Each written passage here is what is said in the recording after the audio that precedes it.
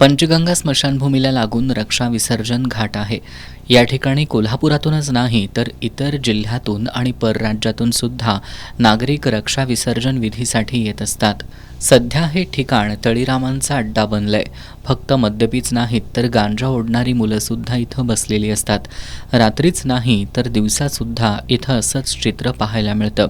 घाटाकडे police प्रशासनाचं दुर्लक्ष होत असल्यानं मद्यपी याचा फायदा घेत आहेत। त्यामुळे अनेक वेळा या ठिकाणी वादावादीचे प्रसंग सुद्धा घडतात। एखादा अनुचित प्रकार घडण्याआधी या मद्यपी आणि गांजा ओढणाऱ्यांचा पोलिसांनी बंदोबस्त करावा, तसंच महापालिकेनं संपूर्ण भागाची स्वच्छता करावी अशी मागणी सामाजिक कार्यकर्ते सुशील भांदिगरे यांनी व्यक्त केली आहे। पण आत्ताचा हा घाट बघितला तर हा ओपन बार झालेला आहे। या ठिकाणी दिवसभर दारू पिणाऱ्यांची संख्या वाढलेली आहे।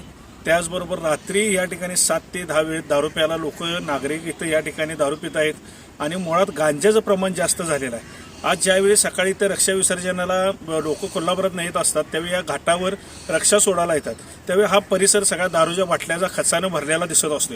मग माझी प्रशासनाला, पोलीस प्रशासनाला विनंती आहे की आपण या ठिकाणी का लक्ष घालत नाही।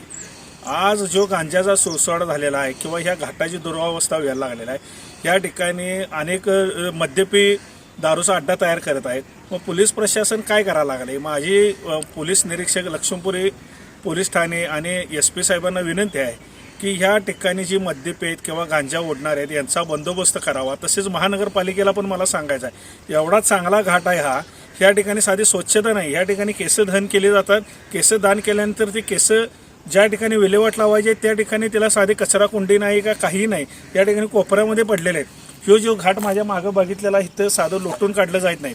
या भागातले आरोग्य निरीक्षक किंवा सफाई कर्मचारी काय करतात माहीत नाही, झाडं झुडपं उगवलेले आहेत, केस तशीच या ठिकाणी सगळे पडलेले आहेत। मग महानगरपालिकेचे कर्मचारी कसला पगार घेतात। अशी परिस्थिती फक्त याच घाटापुरती मर्यादित नाही तर शिवाजी पुलाखाली सुद्धा दिवसाढवळ्या असे प्रकार सुरू असतात। कोल्हापूरमध्ये अलीकडच्या काळात गांजाची सहज उपलब्धता वाढल्यामुळं मद्यपींसमोरच गांजा ओढणाऱ्यांची संख्या वाढत असल्यामुळं पोलीस प्रशासनानं याला वेळीच आळा घालणं गरजेचं आहे।